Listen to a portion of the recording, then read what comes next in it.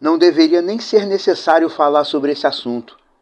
Mas dado o grande volume de vídeos no YouTube sobre isso atualmente, parece que todo mundo resolveu falar sobre isso ao mesmo tempo, o Projeto Reina também vem falar algo sobre esse assunto, mas porém trazendo uma ótica mais específica sobre o suicídio. Mais especificamente ao suicídio de fiéis, de pessoas que dizem que andam com Deus.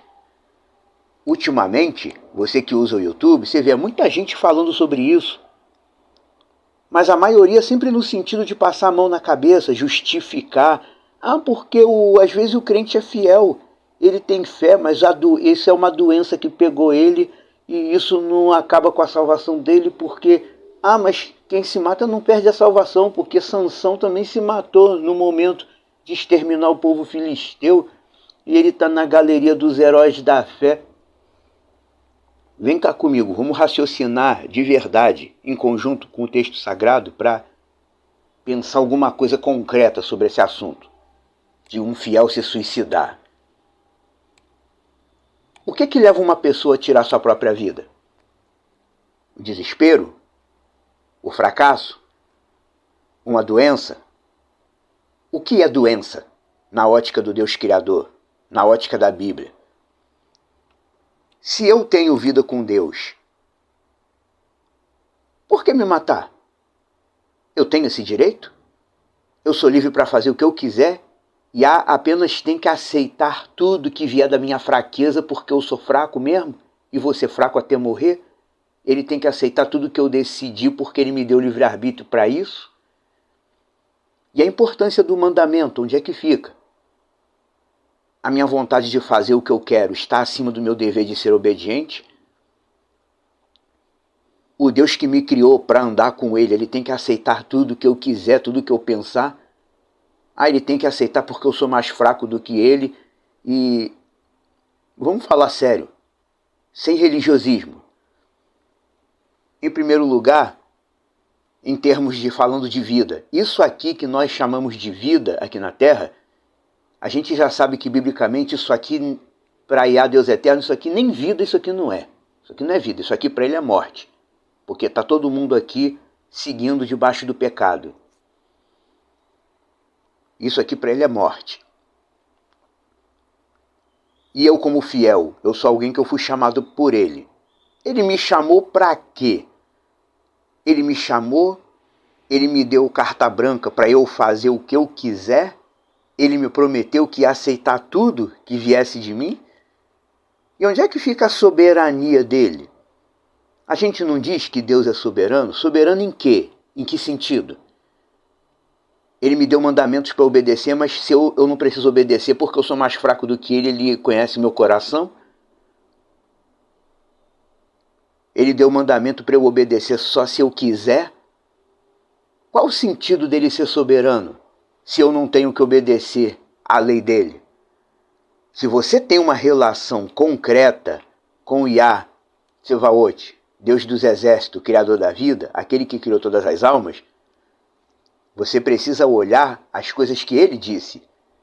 Ele disse, no texto da palavra de Ezequiel, todas as almas são minhas, a alma do Pai e a alma do Filho também é minha, a alma que pecar, essa morrerá. E quando ele disse, não matarás, ele está dizendo, você não tem o direito de matar ninguém, nem você mesmo. E Shaul Hachalia, Paulo, falando sobre a salvação, disse, ele nos comprou, por um preço vocês foram comprados. Eu não me pertenço. A minha vida, se é que eu chamo isso de vida, a minha vida não pertence a mim, pertence a Yeshua, ele me comprou. Se ele me comprou, eu não posso fazer o que eu quero.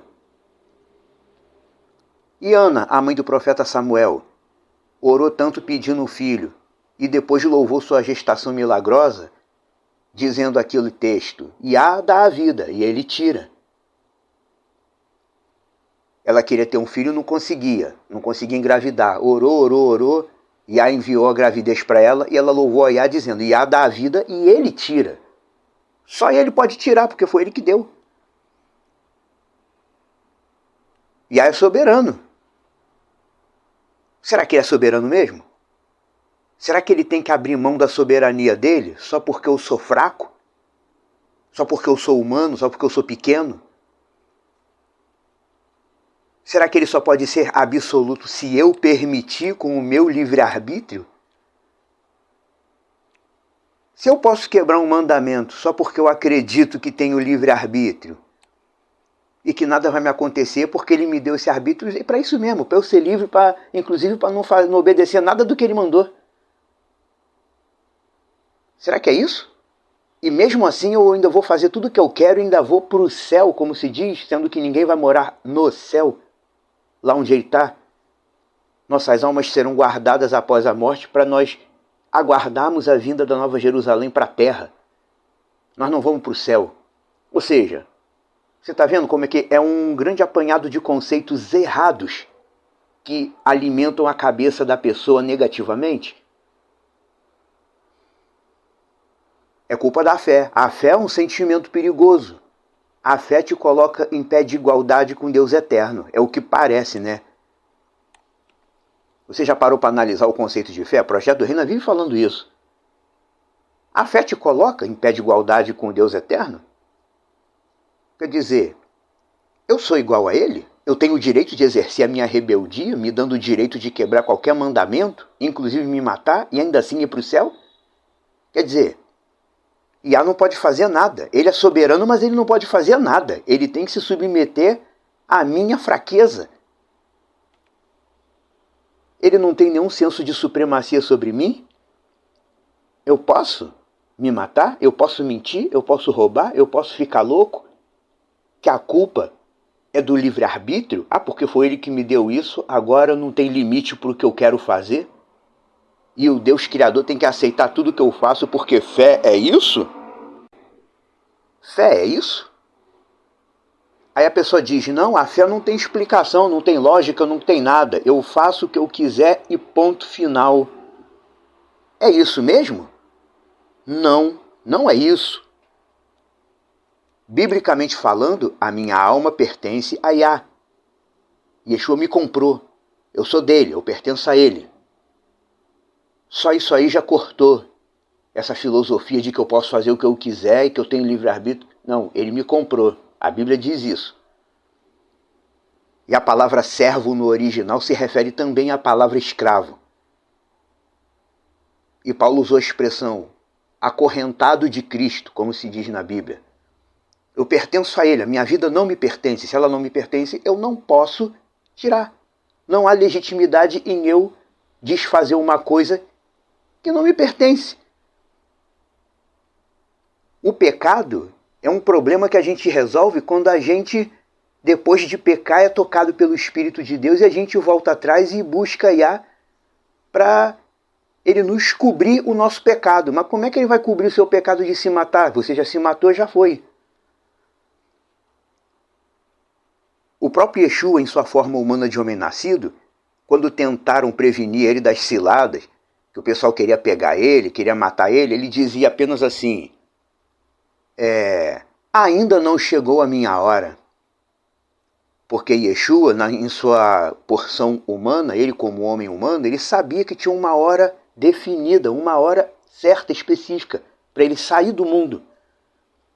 E nós temos que saber isso também. Há uma hora específica para a gente sair do mundo.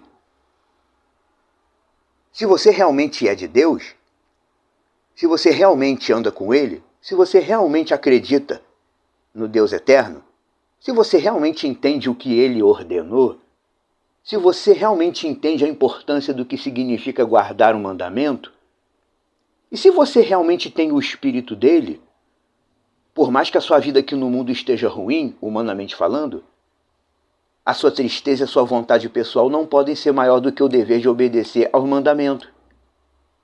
Não pode ser maior. O autor de Hebreus disse, Yeshua se tornou o autor da salvação para os que lhe obedecem. Não existe salvação sem obediência. Mas aí o cara se matou só porque ele está doente, porque ele é fraco, porque ele não está obedecendo. Ele cortou a obediência pela decisão pessoal dele. E a decisão pessoal do ser humano não resolve nada quando o assunto é reino de Deus ou reino dos céus. A nossa decisão não resolve nada. Yeshua disse, ninguém pode vir a mim se o Pai não o atrair, e eu o levantarei no último dia. Em termos de reino de Deus, reino dos céus, a nossa vontade pessoal não significa nada. A salvação, no termo original, é pela fidelidade. E só é possível ser fiel a Ele obedecendo a palavra que Ele deixou para a gente obedecer. Porque nós não temos um trato direto com o Yah, nós não vemos Ele face a face, não convivemos com Ele como convivemos com nossos parentes. O que nos liga a Ele é a palavra dEle. Então a palavra dEle tem que ser levada com seriedade e obediência. Ah, você não está conseguindo obedecer a palavra? Se empenha um pouco mais. O autor de Hebreus nos disse, na nossa luta contra o pecado ainda não resistimos até o sangue. Você ainda não resistiu até o sangue, ou seja, você ainda não se esforçou o suficiente para evitar de pecar. Se esforce um pouco mais. Você está entendendo o que eu estou querendo dizer? Esse pessoal do YouTube fica dizendo, porque às vezes o fiel se matou porque veio a depressão, e depressão a gente entende porque é uma doença, está justificado porque é uma doença que pode dar em qualquer um. Depressão não é uma mera doença, depressão é uma condição espiritual. E eu posso falar disso porque eu passei por um breve quadro depressivo lá mais ou menos pelo volta do ano de 2005. E realmente é uma coisa esquisita. Eu me lembro muito bem como é que eu me sentia naquela época. Até hoje eu lembro. Eu me sentia basicamente assim, como se eu fosse uma TV desligada, digamos assim. Mas hoje, pensando nisso, eu chego à conclusão de que eu não sei nem como é que ela veio, como é que essa depressão veio, e nem sei como é que ela foi embora. Eu só sei que Yah me livrou dela pela própria decisão dele e do jeito dele. Nem eu entendi. Mas por que isso se abateu sobre mim naquela época? Porque eu reconheço que naquela época a minha condição espiritual era miserável. A depressão é mais fácil pegar uma pessoa, principalmente um fiel de Yeshua HaMashiach, se ele estiver vivendo debaixo de uma condição espiritual miserável. A gente precisa se alimentar de mandamento, de oração, de busca, para não ter uma vida miserável diante do Deus eterno. Se a sua vida espiritual for miserável, você estiver pensando só em casamento, carro, mansão, viagem e futebol, e a sua vida vai ser miserável. Depressão não é uma mera doença, depressão é espiritual. Eu já tive. Eu sei como é que é. Fora o fato de que, se for para falar de doença, essas coisas que nós costumamos chamar de doença são instrumentos de punição enviados por Yahweh. Você já leu Deuteronômio 28? Deuteronômio 28, 58 a 61. Nesse trecho citado, Yah promete castigos em forma de doença aos rebeldes e desobedientes, aqueles que não se preocupam em fazer as coisas do jeito que ele mandou. Lembra de Deuteronômio 28? Se você tiver preocupação de fazer tudo que Yah teu Deus te ordena do jeito dele, você vai ser abençoado, vai ser guardado, vai ser protegido, vai ser tudo. Mas se você não tiver a preocupação de agradar ele, fazer tudo conforme ele disse, você não vai ser abençoado nem aqui, nem em lugar nenhum. E todo o mal que te perseguir vai te pegar. E você vai ter doença. E o texto explica. Inclusive as doenças que se abaterão sobre você, doenças que não estão nem escritas nesse livro. Lê lá o final de Deuteronômio 28. Depois de descrever uma série de desgraças, de atribulações que se abatem sobre os desobedientes, reincidentes, Yah diz, e ainda serão acometidos por tísica e não sei o que, e todas as doenças que não estão nem escritas no livro dele. Doença é instrumento de punição. Ou por que você acha que toda vez que o homem descobre a cura de uma doença, surge uma doença nova? A ciência descobre a cura da doença, isso é bom para o ser humano. Mas a doença é um instrumento de punição. E Yah envia uma doença como instrumento de punição, porque nós, humanos, merecemos muito mais a punição do que a exaltação, por causa do nosso apego ao pecado. Aí a pessoa pega a doença, a ciência estuda, descobre a cura da doença. Aí é quando a doença já está com uma cura, e aí envia outra. E depois vem outra. E está cheio de doença aí que não tem nem cura. Se você não tiver a preocupação de agradar a Yah e ser obediente a Ele, Ele enviará doenças que não estão nem descritas no livro dele. Lê lá o final de Deuteronômio 28. Qualquer doença comum que recai sobre um fiel já é, na verdade, fruto da falta de empenho com Yah. Como diz o escritor de Hebreus, você não está resistindo até ao sangue na luta contra o pecado. Resista mais, lute mais. A carne luta contra o espírito e o espírito luta contra a carne, para que a gente não faça o que tem que ser feito. Doença é punição. Eu não estou sendo radical em falar isso não, eu sei o que eu estou falando. Não tem esse período que chamaram de pandemia aí? Eu, como pessoa, eu atravessei todo o período da pandemia normalmente. Não fiquei em casa, saí bastante, eu passeei, fiz tudo o que quis. Não usei nenhuma daquelas bizarrices que o sistema ordenou. E não peguei doença nenhuma, não peguei vírus nenhum. Passei normal esse período. Por quê? Porque desde 2012, 2013, eu já tenho a preocupação vital de agradar a Yah e fazer tudo de acordo com a lei dele. Quem é fiel dele precisa ter isso. Senão não consegue caminhar, não consegue fazer nada. Eu aprendi a dar valor total ao mandamento e a preocupação em agradar a ele. Qualquer doença já é uma punição espiritual. Quanto mais uma depressão que venha fazer a pessoa tirar a sua vida e se matar. Você está acompanhando meu raciocínio? O fiel diz que é fiel de Yahtzevahot, Deus Criador, que gosta de pertencer a Ele, não é enredado por essas coisas.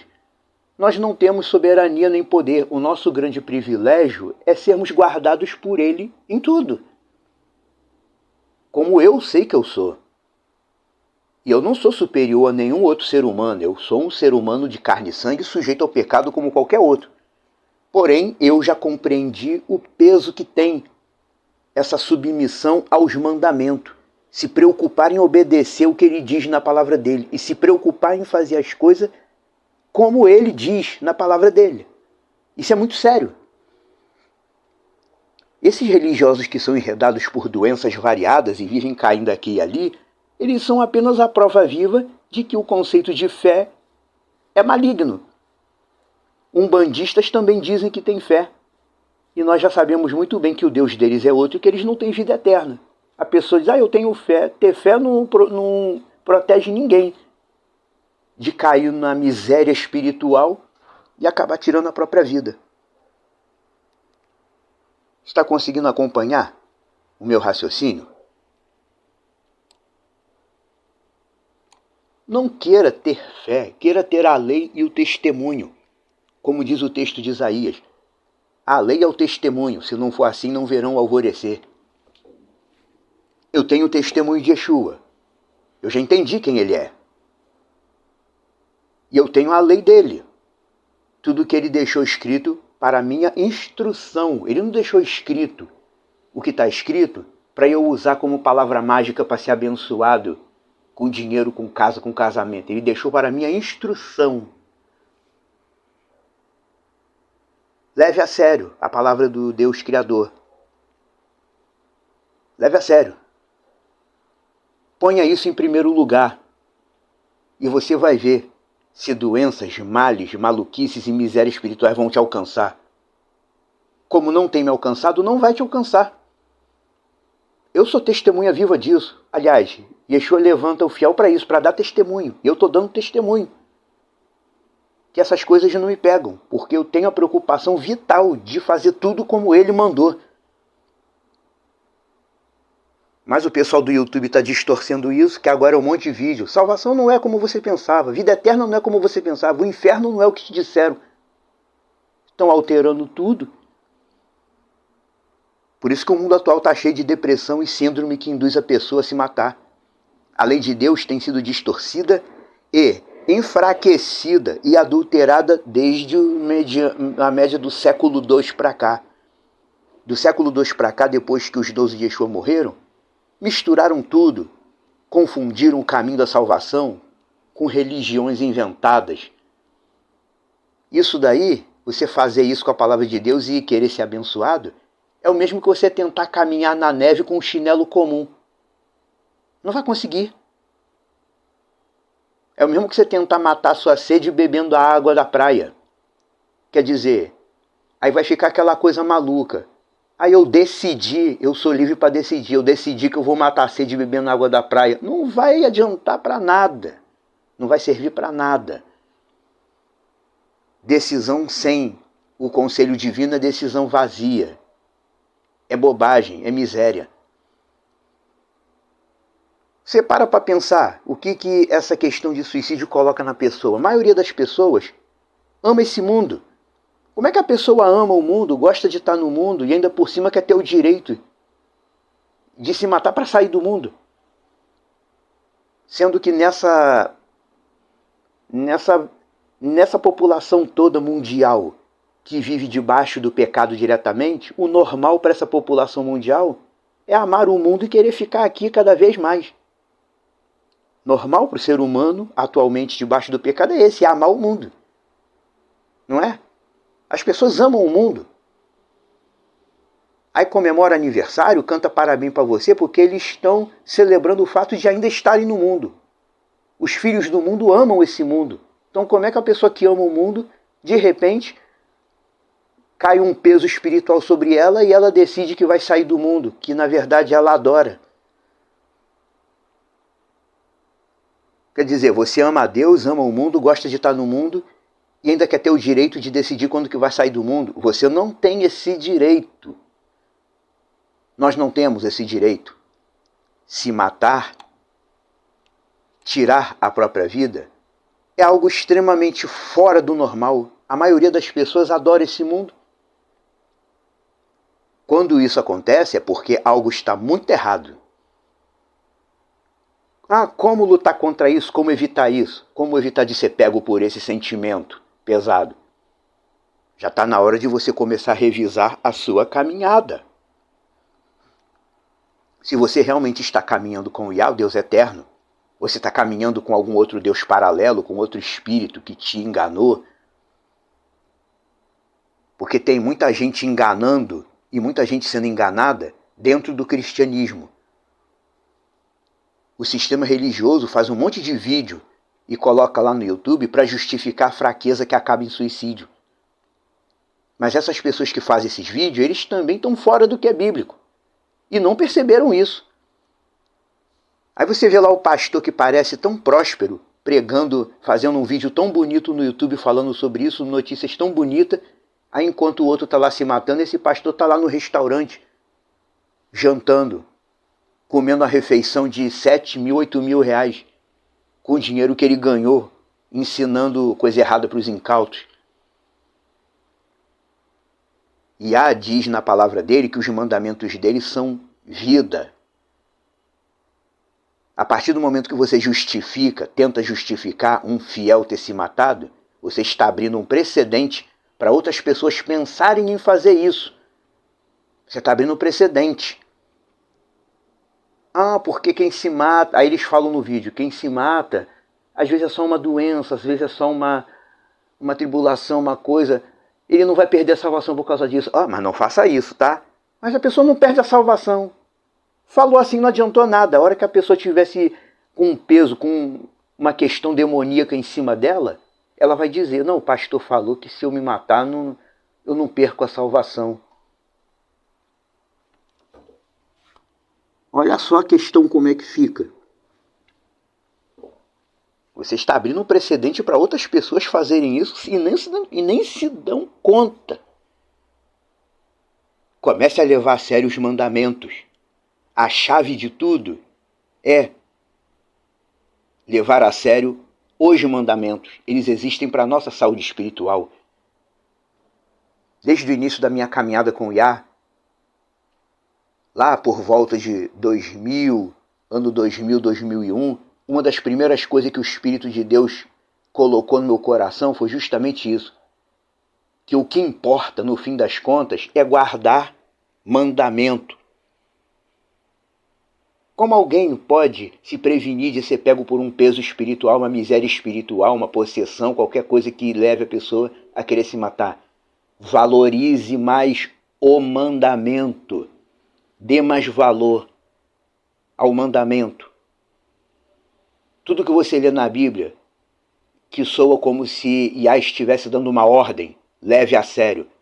Ah, mas o que está escrito lá no Antigo Testamento não era só para o pessoal da época? Pegue sempre o princípio de tudo que ele fala. Tudo que ele fala tem um princípio, tem uma base. Ele pode ter dito alguma coisa para algum profeta do passado, mas pegue aquele princípio, aquela base do que ele falou e compare com o que Yeshua ensinou. A base de tudo para você se resguardar de qualquer peso espiritual, de qualquer miséria espiritual, qualquer possessão, é valorizar o mandamento. Pense nisso, que você vai entender o que eu estou falando. Pense e repense de novo, e ouça a explanação de novo, que você vai entender o que eu estou falando.